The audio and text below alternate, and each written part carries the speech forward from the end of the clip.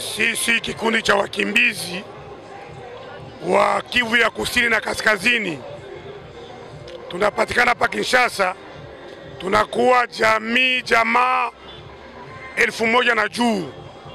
Kuna wazazi, kuna watoto, kuna wanawake hata wa mimba wanateseka sana, wanakosa chakula na makao, na tunakuwa na serikali ambayo mpaka hivi hayafanya chochote kwa ajili ya jamaa hizo ambazo zinateseka. Na tunakuwa na wanabunge Olive Mdekereza na bwana Richard, bwana Charles Sabungu walifanya yote ili malalamiko yafike kwenye serikali, lakini mpaka hivi chochote hakichafanyika.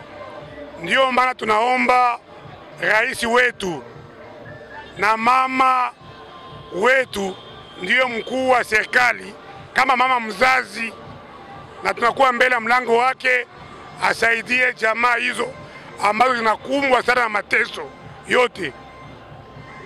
Na kwa hiyo tunasema pia sisi kama vile kundi la wakimbizi na wengine tusimame sote kwa kutembea, kwa kufanya yote wezekanavyo ili sauti yetu sikilike.